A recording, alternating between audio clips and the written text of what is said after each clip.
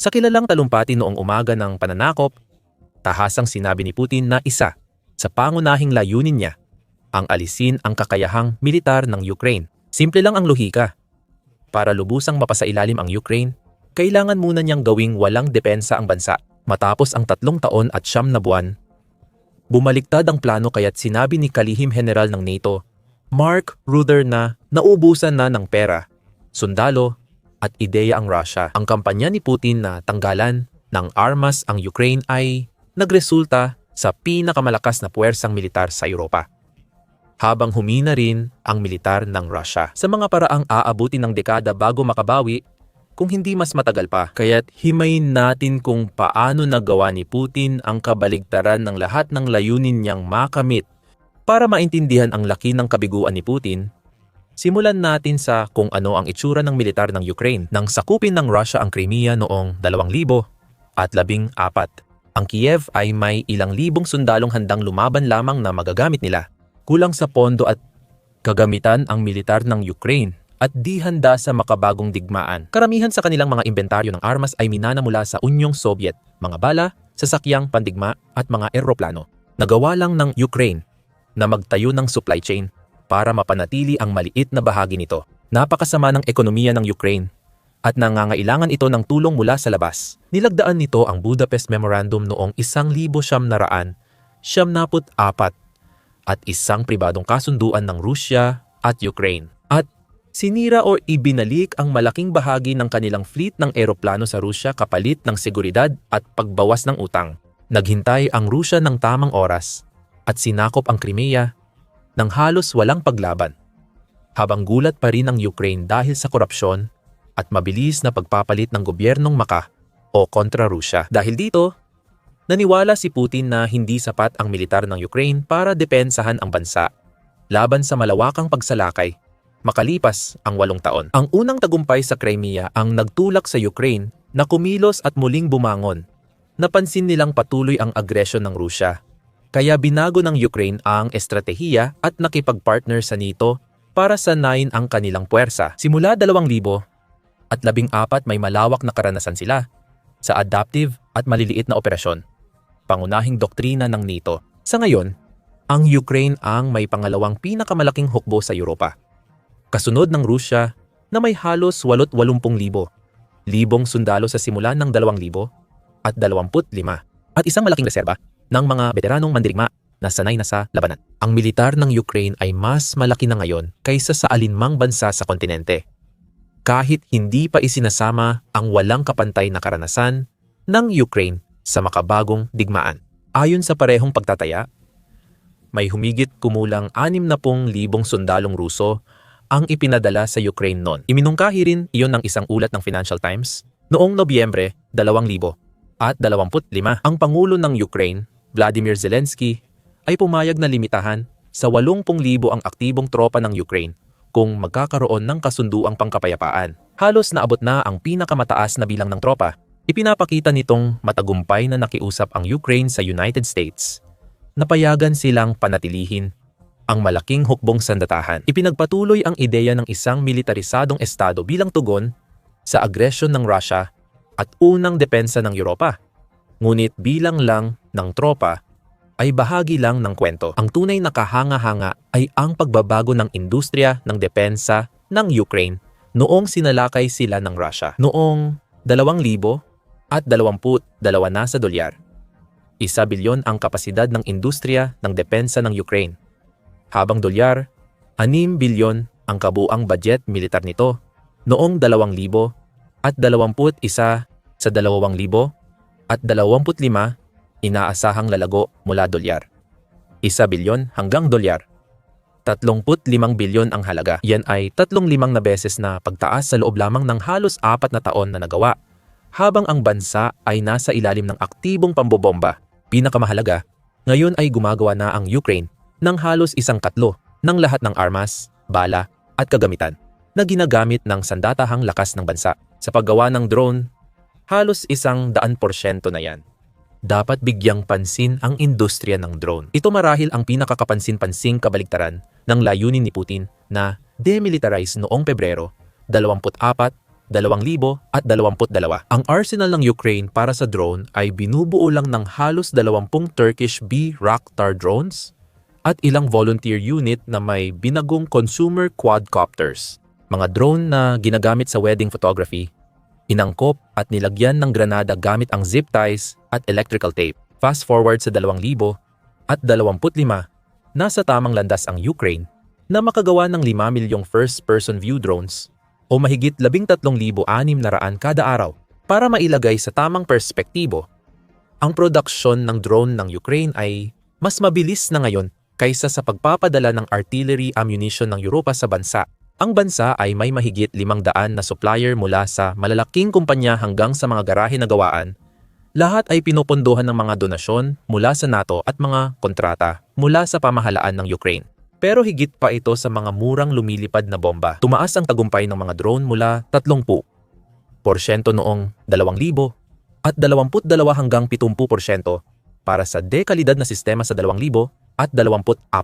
Nakapag-develop ang Ukraine ng short-range attack drone at long-range strategic bomber na kayang tumama sa target na lagpas 1,800 milya ang layo. Mga interceptor drone na nanghuhuli ng ibang drone sa bilis na 170 milya kada oras. Fiber optic na drone, hindi tinatabalan ng jamming, at naval drone na nagbago sa labanan sa dagat. Sobrang advanced na ng kakayahan ng Ukraine, kaya pumupunta na ang mga bansa sa NATO doon para matuto. Nagpadala ang militar ng Ukraine ng tauhan sa Denmark, Poland, at United Kingdom para sanayin sa drone warfare. Denmark natututo sa Ukraine matapos ang kahina-hinalang aktibidad ng drone na posibleng konektado sa Russia na lumabag sa himpapawid ng Denmark. Nagsagawa ang Poland at Ukraine ng joint anti-drone training matapos mapasok ng drone ng Russia ang teritoryo ng Poland. Ang Britain ay nagsisimula ng malawakang produksyon ng mga drone na dinevelop kasama ang Ukraine. Ang commander ng unang batalyon ng 14 Separate Unmanned Aerial Vehicle Regiment ng militar ng Ukraine na may codename na Casper ay naglarawan ng teknolohikal na agwat na nilikha ng Ukraine. Ang banyagang modelo parang Toyota, Ukrainian naman parang Mercedes. Malayo talaga ang lamang natin. Ang pagbabago sa militar ng Ukraine ay hindi lang sa produksyon at pagsasanay, kundi sa mga kakayahan sa operasyon na nagbago sa pananaw natin sa makabagong digmaan. Halimbawa na lang, ang Operasyong Spiderweb. 18 buwan nagplano ang intelihensya ng Ukraine para atakihin ang mga base ng estratehikong bomber ng Russia. Hindi yung mga malapit sa hangganan kung saan inaasahan mo ang mga atake ng drone, kundi mga base na malalim sa loob ng Russia. Dahil 2,700 milya ang layo ng Belaya Air Base sa Siberia, parang naglulunsad ng atake sa Alaska mula New York. Ang tunay na pinsala ay ang matagumpay na pag-atake ng bansang walang sandatang nuclear sa mga strategic bomber na kayang magdala ng nuclear na armas. Kinumpirma ng satellite imagery ang pagkasira ng 13 sasakyang panghimpapawid, habang ayon sa Ukraine, 41 ang napinsala, halos 1/4 ng strategic bomber fleet ng Russia. Sa pinakamagandang tantiya para sa Russia, ito ay humigit kumulang 10% ng bahagi ng airbase ng kanilang nuclear triad. Ginawa ito ng Ukraine gamit ang mga $400 na drone na sumira sa mga sasakyang panghimpapawid na nagkakahalaga ng daan-daang milyong dolyar bawat isa. Ang Magura-5 at Sea Baby na mga naval drone ay sistematikong nagwasak ng kapangyarihang pandagat ng Russia. Sa kalagitnaan ng 2,000 at 25 nasira ng Ukraine ang 40% ng Black Sea Fleet ng Russia. Nilubog o winasak ang 10 sa 21 barkong pandigma sa mga kumpirmadong pag-atake. Dumating ang pinakamababang punto ng masira ang punong barko ng Russia sa Black Sea, ang Moskva, dahilan para mapagtanto ng Russia na hindi nito kayang i-blockade ng matagal ang baybay ng Ukraine. Ang estratehikong epekto ng naval drone ay higit pa sa tagumpay militar at pag-alis ng presyon sa baybayin sa pagpapaalis sa mga barko ng Russia sa shipping lane ng Ukraine. Natiyak din nila ang ekonomiyang kaligtasan ng Ukraine. Ang export ng butil ng Ukraine ay nagbibigay ng halos $11 bilyon taon-taon at 60% ng kabuuang kalakalan sa agrikultura ng bansa. Ito ang pondo na tumulong mapanatili ang suporta sa digmaan habang ang Ukraine ay nakakaranas ng malaking pagtaas sa kanilang produktibidad Ang kakayahang militar ng Russia ay napunta naman sa kabaligtarang direksyon. Ayon sa Oryx, isang online database na masusing nagtatala ng nasira at napinsalang kagamitan gamit ang visual na kumpirmasyon. Nawala na sa Russia ang mahigit 23,000 unit ng kagamitang militar mula Oktubre 2025. Sa mga iyon, halos 14,000 ang nawala sa armored na sasakyan, kasama ang mahigit 4,000 at 200 tangke na nasira o nawasak sa loob ng 45 buwang labanan. At tandaan, ito ay mga pagkawala lamang na napatunayan sa pamamagitan ng satellite drone, pagmamanman ng drone ng Ukraine, at mga independenteng pinagkukunan. Ayon sa ilang analyst, 80-90% ng pagkawala ng kagamitan ay mula sa visual na tala. Kaya posibleng mas mataas pa ang totoong bilang. Ilagay natin yan sa tamang konteksto. Sinimulan ng Rusya ang digmaan na may 3,000 at 300 aktibong ginagamit na tangke. Karamihan ay mga ina-upgrade na T-72, T-80 at T-70. Ayon sa International Institute for Strategic Studies, maaaring may hanggang 17,000 at 500 karagdagang tangke ang Rusya na nakaimbak. Karamihan ay mga natirang tangke mula sa panahon ng Soviet na inilipat mula sa iba't ibang bahagi ng dating Unyon pabalik sa Russian Federation noong 2023. Iminungkahi ng International Institute for Strategic Studies na may humigit kumulang 5,000 modelo ng T-62 at mas bagong mga tangke ang Rusya na nakaimbak. Noong panahong iyon, ang theoretical na hangganan ng kapaki-pakinabang na henerasyon ng tangke sa makabagong digmaan ang itinuturing. Pagdating ng Mayo 2022, 3 buwan matapos magsimula ang digmaan, inilabas na ng Rusya ang mga T-62 mula sa imbakan. Sinundan ito ng muling pagpapagana ng mga T-54 at T-55. Pagsapit ng Nobyembre 2024, makaraan ang 2 taon at kalahati ng digmaan, inilalabas na ng Rusya ang mga T-34 na tangke mula pa noong ikalawang digmaang pandaigdig. Lalong lumalala ang sitwasyon kapag tiningnan mo ang kakayahan sa produksyon at pagpapanumbalik. Ayon sa satellite imagery, bumaba ang kakayahan ng Rusya na mag-ayos ng mga tangke mula mahigit 120 bawat buwan. Noong 2022 naging 35 na lang pagsapit ng gitna ng 2025. Kayang gumawa ng Rusya ng 400 modernong tangke bawat taon, gaya ng T-70M at T-80BVM gamit ang bagong produksyon. Hindi ito sapat para mapalitan ang mga tangke na nawala sa labanan. Ayon sa International Institute for Strategic Studies, posibleng maubusan ng tangke ang Rusya pagsapit ng 2026. Ngunit hindi ibig sabihin nito na bigla na lang mawawala ang lahat ng tangke. Ibig sabihin, baka hindi na kayang ulitin ng Rusya ang mga mekanisadong opensiba ng infantry tulad noong 2023 hanggang 2025.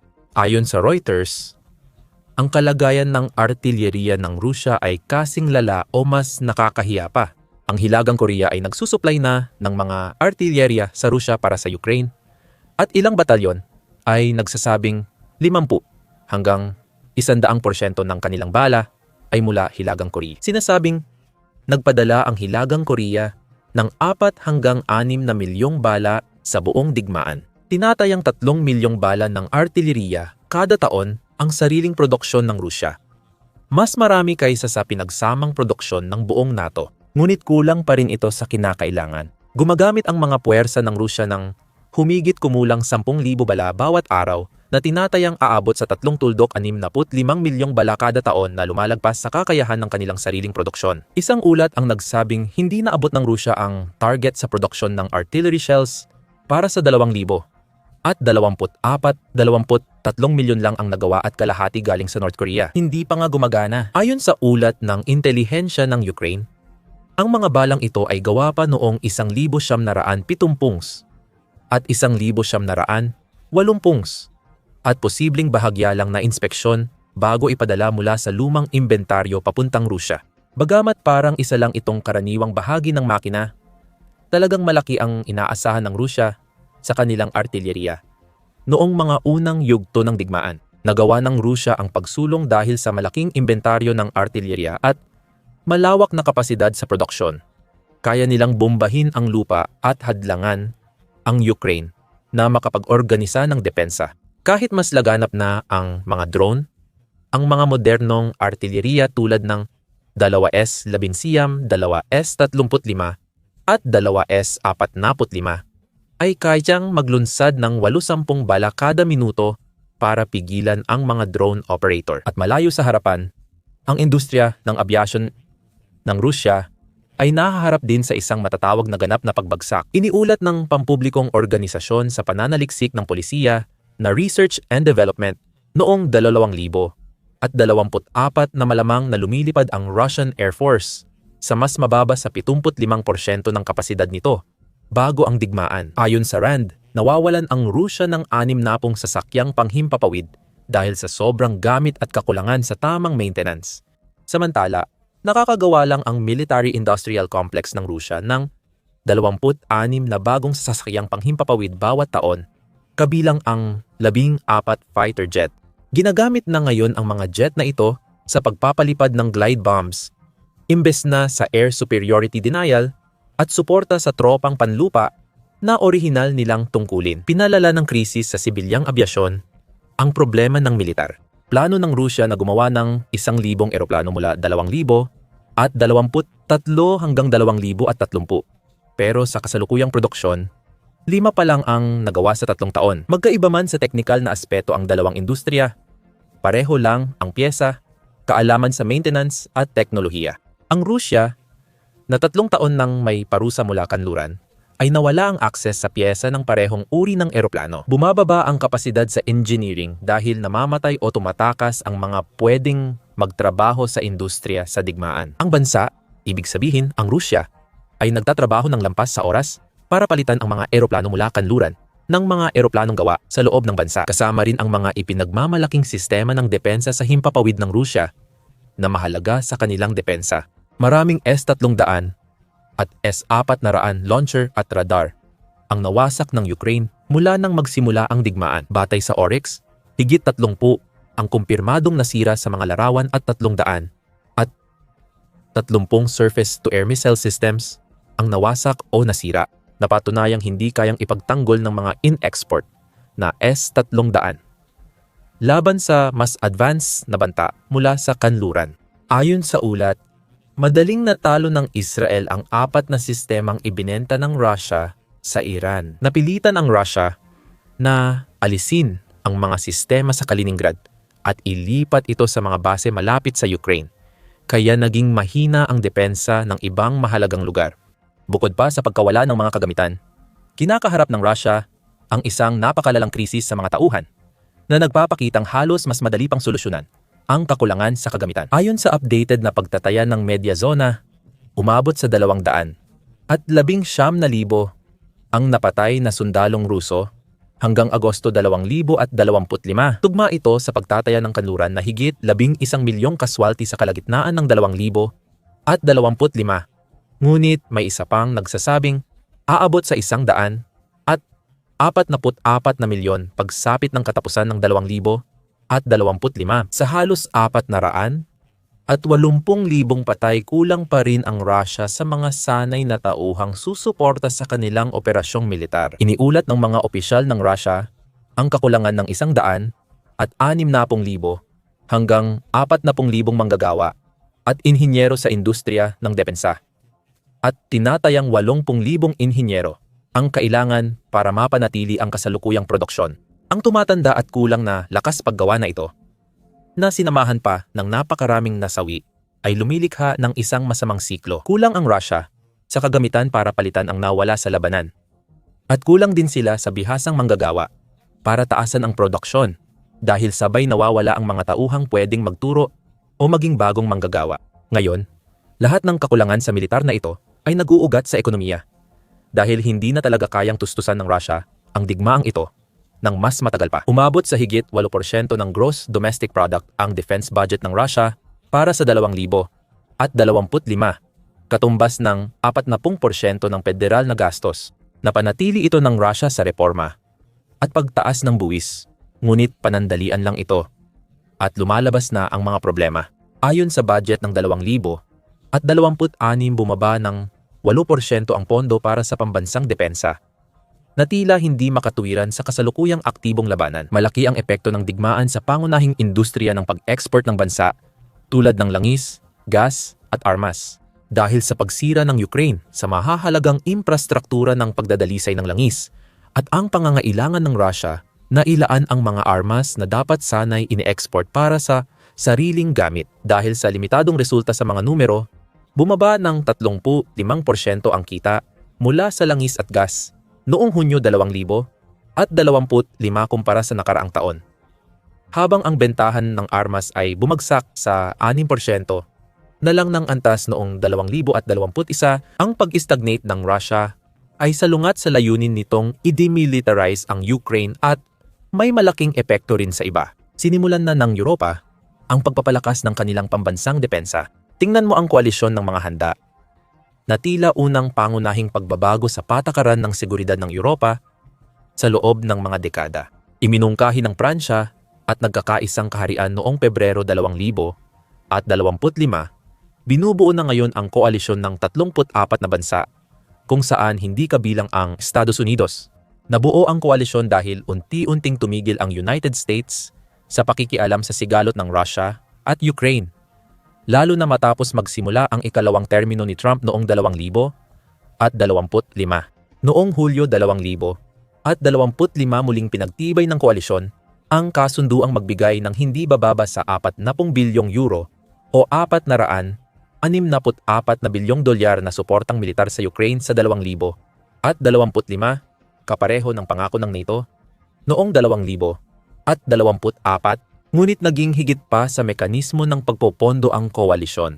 Noong Oktubre 2025 nagkasundo ang koalisyon na higpitan ang parusa sa Russia, piliting magbayad ng danyos, dagdagan ang pressure militar, at tiyakin ang seguridad ng Ukraine matapos ang digmaan. Ang mga individual na bansa sa Europa ay gumagawa rin ng malalaking pangako. Nag-uusap ang Pransya at United Kingdom tungkol sa pagpapalawak ng nuclear deterrence para masakop ang buong Europa, palayain ang mga misail ng Amerika sa kontinente, at bawasan ang pag-asa ng Europa sa United States na polisiya. Sumang-ayon ang Alemanya na dagdagan ang paggasta at pamumuhunan sa militar hanggang 5% ng gross domestic product, kung saan humigit kumulang 15% ay ilalaan sa paglikha at pagpapanatili ng mga infrastruktura na makikinabang ang buong alyansa. Ang Poland ay bumubuo ng pinakamalaking hukbo sa kontinente pagkatapos ng Ukraine, habang ang Pransya at ang United Kingdom ay nakaranas ng malaking pagbangon sa kanilang pag-export ng mga misail at eroplano. Itong pagkakaisa ng Europa ang mismong tinaya ni Putin na hindi mangyayari. Ang kanyang pananakop ay nakabatay sa paniniwalang magkakawatak-watak ang Europa at uunahin ang enerhiya kaysa seguridad at moral na obligasyon. Maaaring magtatag ang European Union ng hukbong katumbas ng Estados Unidos. Ang mga kabiguan ng militar ng Rusya sa Ukraine ay lubhang nakasira rin sa kanilang posisyon sa pandaigdigang pamilihan ng armas. Patok ang mga kagamitang Ruso sa umuunlad na bansa dahil mas mura, madaling ayusin, at mas kaunti ang kondisyong pampulitika kaysa sa kanluran. Ngunit ang mga taon ng panunood ng mga tangke, eroplanong at sistemang panlaban sa himpapawid ng Rusya na nabigo laban sa mga atake ng Ukraine ay naging pinakamasamang patalastas para sa kagamitang militar ng Rusya. Sinamantala ng China ang sitwasyon at direktang nakipagkumpetensya sa Rusya para sa parehong export ng armas. Pinananatili ng China ang malapit na ugnayang pangkalakalan sa Rusya para makuha ang yaman nito sa mas murang halaga, na parang tinatrato ang Rusya bilang nakababatang kasosyo, hindi kapantay. Samantala, napansin ng mga dating kliyente ng armas ng Rusya ang kakulangan sa tagumpay ng militar ng Rusya, kaya nagbago sila ng direksyon. Ang India, na tradisyonal na isa sa pinakamalalaking customer ng armas ng Rusya, ay nagsimula ng maghanap ng mas maraming sandata mula sa kanluran. Sa halip, muling sinusuri ng mga bansa sa Afrika at gitnang silangan ang kanilang estratehiya sa pagbili ng depensa, labis pa sa numero at ekonomiya. Ang kabiguan ng Rusya sa Ukraine ay dulot ng hindi angkop na doktrinang militar at sistemang pampolitika na hindi nakakaangkop sa nagbabagong panahon. Kaya, saan na tayo ngayon? May ilang mahahalagang senaryo na maaaring harapin natin sa mga susunod na taon. Senaryo 1. mabagal na pagkapagod hanggang maubos. Kung ipapatong mo ang mapa mula huling bahagi ng 2000 at 22 at huling bahagi ng 2000 at 25, halos hindi na bago ang kontrol ng Rusya. 1% lang ng teritoryo ng Ukraine ang nagbago ng kamay sa 3 taon. Sa bilis na ito, posibleng tumagal ng daan-daang taon ang digmaan na nakakatawa at di makatotohanan. Maaaring piliin ni Putin na tapusin at pagtibayin ang mga tagumpay niya. Tandaan mo yan, suportado ng pagtataya ng International Institute for Strategic Studies na kulang ang Russia sa pangunahing tangke ng labanan para sa epektibong opensiba lampas unang bahagi ng 2000 at 26 ang senaryong ito. Mapipilitan ang Russia na lubhang bawasan ang kanilang mga operasyon. Lilipat mula sa mga opensibang kampanya patungo sa halos depensibong posisyon habang sinusubukang panatilihin ang mga nasakop na teritoryo. Hindi man ito ang pinakamasamang opsyon ni Putin, pero may malalaking problema pa rin ito. Nakaayos ang ekonomiya ng Russia para suportahan ang digmaan. Dahil 40% ng pambansang budget ay sa depensa, ang paglilipat sa panatag na depensibong digmaan ay magdudulot ng matinding pagbabago sa ekonomiya. Habang nawawala sa military-industrial complex ang napalaki nitong kita, naging dependent na ito sa senaryo 2, kawalang tatag ng rehimen at panloob na pagbagsak. Ang rehimen ni Putin ay umaasa sa daan-daang mahahalagang tao mula sa serbisyong panseguridad, militar at oligarkya. Ngayon, mahigpit ang kontrol ni Putin sa mga tao, kaya wala silang mapapala at lahat ay mawawala kung lalabanan siya. Kapag natakot ang mga tao para sa sariling kaligtasan o kinabukasan, maaaring isipin nilang hindi na para sa kanila ang ginagawa ni Putin. Posibleng mapatalsik si Putin at mapalitan ng taong magdadala sa bansa sa ibang direksyon o kahit papaano ay magpakita ng ibang muka na maaaring makipag-ugnayan sa politika ng kanluran. Kung mangyayari iyon, maaaring mawala na ang bansa sa kasalukuyan nitong anyo at mapalitan ng isang bagay na lubos na naiiba. Ikatlong senaryo, ang pirik na tagumpay. Kahit na magwagi ang Rusya sa militar at mapilitang tanggapin ng Ukraine ang mga territorial na konsesyon, magiging pirik ang tagumpay na iyon na halos hindi na maikakaiba sa pagkatalo. Mayroon ng daan-daang libong namatay at 1 milyong sugatan. Umaasa sa programang panlipunan habang salungat na ang ekonomiya para suportahan ang digmaan. Hindi rin malinaw kung mapipilit ng Rusya ang NATO na umatras sa pagsuporta sa Ukraine sa hinaharap. Ibig sabihin, magkakaroon ng seguridad ang Ukraine at maaaring humingi ng kompensasyon sa pagkalugi. Mananalo ang Rusya ng 20% ng teritoryo ng Ukraine na karamihan pa rin ay tinitirhan ng mga Ukrainian. Malamang lantaran silang tutol sa pagpapalit ng pamahalaan at dagdag pasanin ito sa yaman ng Rusya. Ika-4 na senaryo, napipilitan ang negosasyon dahil sa patuloy na pag-unlad ng Ukraine. Ito marahil ang pinakamalamang na senaryo base sa kasalukuyang mga trend. Habang lumalakas ang militar ng Ukraine, lalong hindi kayang tiisin ng Russia ang gastos ng digmaan. Maaring mapilitan ang Russia na magsimulang lumapit sa negosasyon. Ngayon, mas agresibo na si Trump sa pagpapakita ng inis sa pamamalakad ng digmaan. Sa 2025, papasok ang Ukraine sa negosasyon na may milyong sundalong bihasa at napatunayang mas magaling pa sa labanan kaysa sa ilang miyembro ng NATO.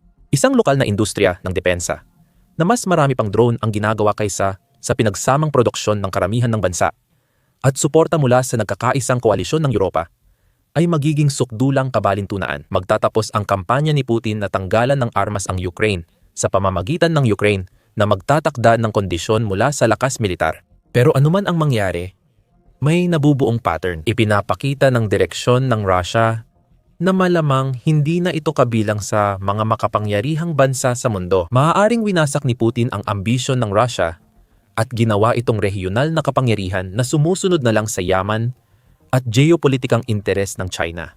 Salamat sa panonood ngayon. Para maintindihan ang plano ng Ukraine para sa negosasyon sa kapayapaan gamit ang militaryong pagbabago, panoorin ang panalong plano nila. Para laging updated sa mahahalagang kaganapan ng digmaan at epekto nito sa mundo, mag-subscribe sa The Military Show para sa araw-araw na video.